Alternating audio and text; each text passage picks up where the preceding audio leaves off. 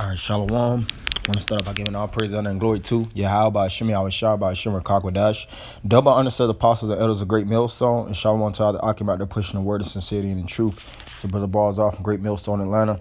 I just want to go into this article on blacklistednews.com, and it says men face more discrimination than women according to new research, and this is published January 6th, 2019. All right, so before I go into the article, this is a biblical prophecy of the fall of the austere and the stern men, so to speak, the men of the nation, actually being overlapped by the women. And the word women simply means servant, so that tells you a lot about the times that we're living in. The Most High, through the biblical prophecies, broke us down as a nation for being disobedient, and now it's being graphed that women are not even getting discriminated as much as men. Because even when you go on in a everyday nature, without even going on social media, you'll go out, men actually desiring women, seeing women, and hollering at women. In certain states, you could face charges. All right, and women can do certain things, and criminally do certain things, and they'll actually get off the chain due to the fact that that's a woman. But a man, he actually will face the worst of charges, due to the fact that he's a man. So it's being put to a point that being a man is no longer a practice in the earth. That's why majority of these men, they subscribe to the effeminate nature. They believe that the best way of obtaining certain perks in the world is to dilute their manly nature, effeminize themselves, whether being a homosexual, whether being a just straight up kiss ass to the woman, a simpleton. Those are practices or categories that men jump into rather than being a stern, austere, true to life man's man. And I'm just going to jump into the article. It says the academics behind the new study says current ways of measuring gender inequality are biased to highlight women's issues, so they fail to produce an accurate picture. Their new yardstick, snappily named the Basic Index of Gender Inequality, instead focuses on three factors: educational opportunities, healthy life expectancy, and overall life satisfaction. Right, and these three factors, men are diminishing in. Under the educational opportunities, you can go through these different school programs and graduate and go through colleges, but women are actually getting the better roles in the society. All right, like I said, being a man, or if you're a man, in most cases, you, as a homosexual, you have the best position or role in the society, and that's a fact. Being a man and actually just walking with a level of testosterone and actually, applying yourself in with your integrity, jobs don't want that. They want you to trim your waist. They want you to actually heighten your manly pitch, or your pitch, and make your manly pitch turn more effeminate. They want you to basically effeminize yourself, emasculate yourself. And this speaks about healthy life expectancy, and the expectancy of men is dropping the lifespan, because even the testosterone of men is dropping every year. The brother Abba, the captain brother Abba in the camp, he actually was speaking about, men in the 70s, a man at 60 years old in the early 60s and 70s, the 50s, all the way, a couple decades ago, they had way more testosterone than a man in his 20s. So we're being attacked through our testosterone, and our estrogen levels is being shot up. We're being and that actually destroys your hormonal, genes. It destroys your reproductive cells, and that destroys your lifespan. And it says overall life satisfaction, and that's a depression. Whenever a man can't exercise his true nature, you're not going to be satisfied. And that's why these men, they actually are, it's a heightened level of depression when it comes to the men, especially the Israelite man, because the man can't rule over his woman. He may impregnate a woman and have a child by her, and what's the first thing she does? Throw him on child support. And he might be a good man. You know, that's why you have that saying that nice guys finish last, because being a nice guy and actually treating women and actually doing good by women, that leads you to death, man. So, you know, these are the three factors, and I'm just going to read a little bit more. It says equal equals, not some are more equal than others. It says the results are in, and surprisingly, men were found to be more disadvantaged than women in 91 countries, while women were more disadvantaged than men in 43. So on an overall basis, men have no power in majority of these different countries, and it's set up by the so-called white man, the devil, man. All right, which are you Edomites. They strategically established a plan, going even back to the Willie Lynch letter, to have the woman to usurp authority over the man, and the man to actually follow the leadership of these different women. And that's why majority of the households, the one that actually generates more income is the woman rather than the men. These women have all kind of outlets to actually gain income, from the media, social media, to the jobs that they're working, to stripping, whoring, all these different things. And these things are looked at as glorification, when years ago these things were shameful. For a woman to basically play and slut herself around with all these different men for the reward of actually receiving gifts and things of that nature. That was looked down upon in society. Now it's looked up, and these different men, when you actually go on social media and see these different women shaking their asses on social media and things of that nature, you go through the comment board and it's all kind of men that's basically you know, drooling all over these women, man. And these women likewise don't exhort or reciprocate the same energy. When you know, a man may, you know, have some type of attire, so to speak, you know, might be well dressed in dapper attire on social media. You don't go to the comments and see all kind of women, you know, bigging up the man and actually showing themselves as actually, you know, desiring a man strongly.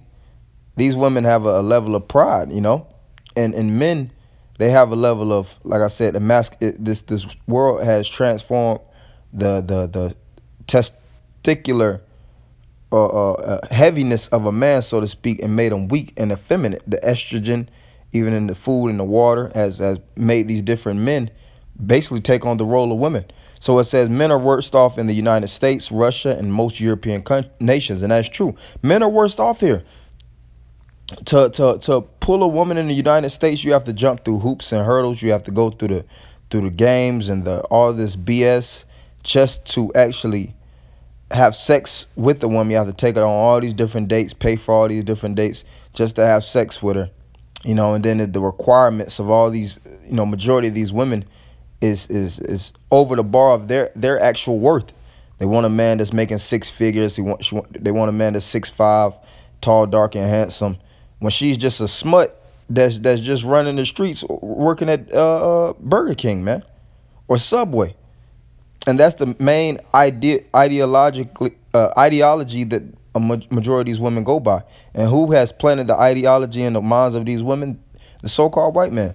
So it says the academics from the University of Missouri in the United States and University of Essex in the UK use these factors to calculate equality scores for 134 nations representing 6.8 billion people. And the brothers want to, you know, of course, go through the whole article, which is a good read. You can, you know.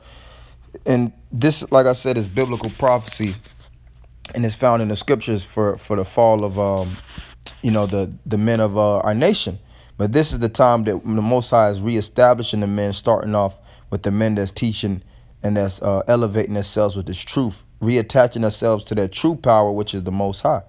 All right. And when you get the power, which is the, you know, gaining the wisdom, knowledge, and understanding of Yahweh Shema Rashad, then these individuals, which is these women, and really all the nations is going to subject themselves unto the righteousness and the full magnitude of masculinity of these men, which is starting off with the apostles and elders on down. So this is Jeremiah 31:22. How long wilt thou go about, O thou backsliding daughter? For the Lord hath created a new thing in the earth. A woman shall compass a man. And that's exactly what's happening. A woman has compassed the role of a man. These women actually take the roles of men in most of these jobs. These men actually they're basically housewomen. The income of a man is nowhere comparable to how it was back in the day, where a man would basically be the breadwinner. Now majority of these women are the breadwinners, and they're the demanders. All right.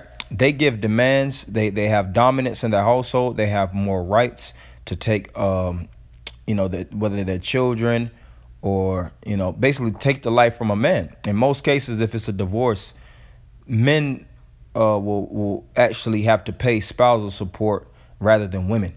All right. It's a few cases where women have to pay men, but for the most part, it's men. Men have to break their pockets to pay for child support, spousal support, all these different government based, payment plans to these different women.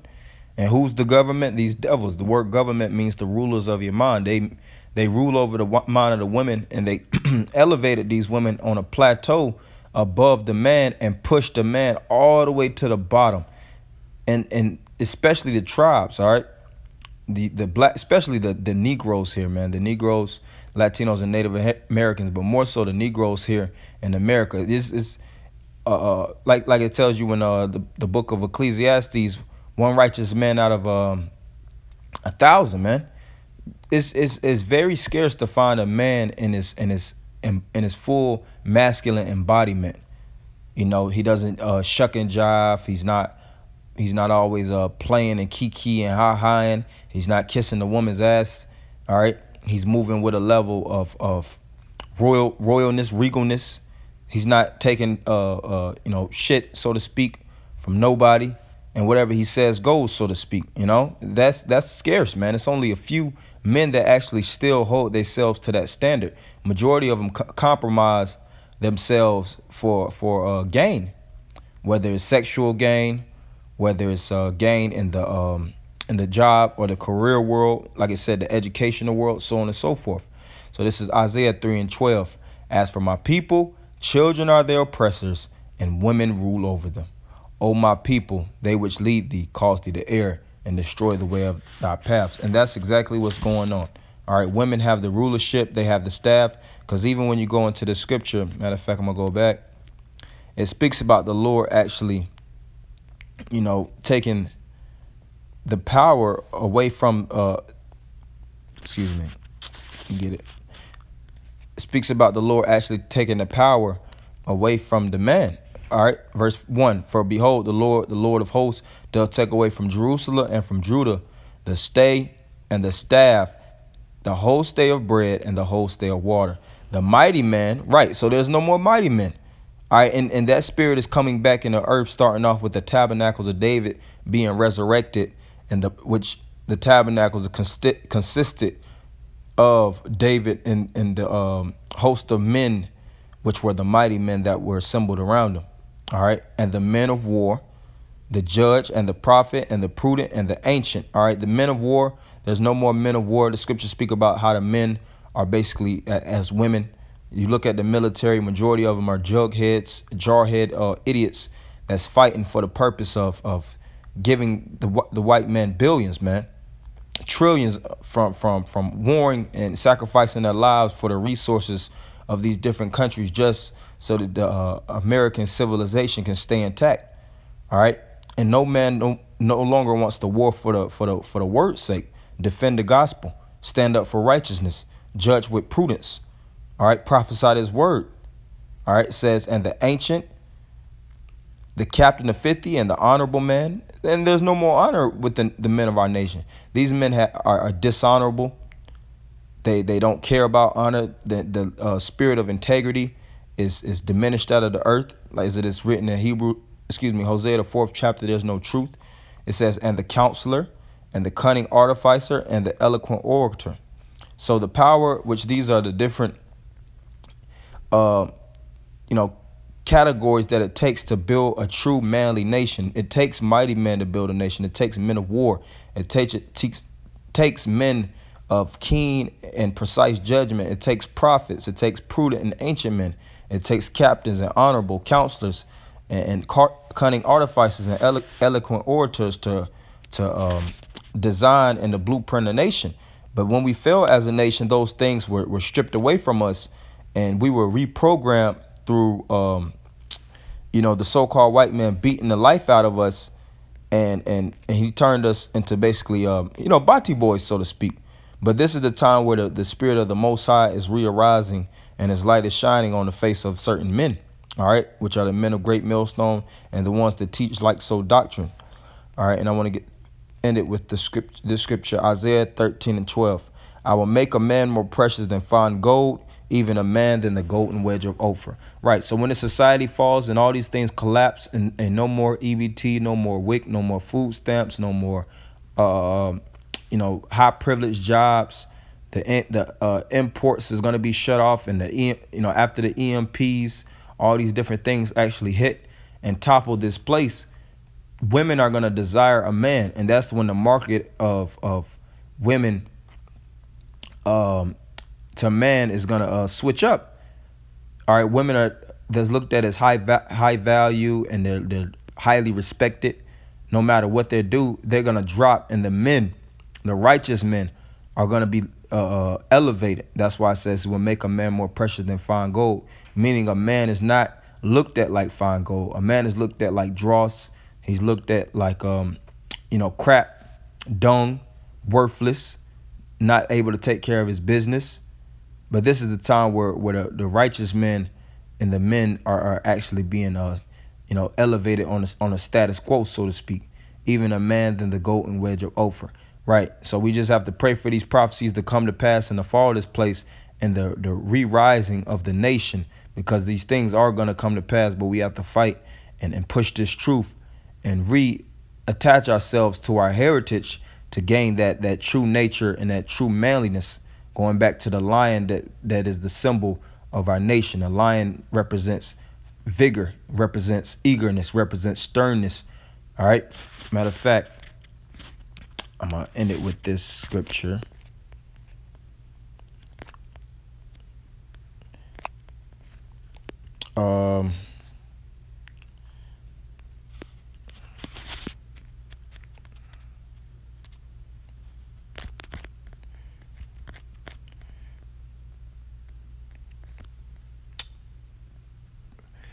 Well, I'll just quote it where it speaks about, matter of fact, I'll just read this one.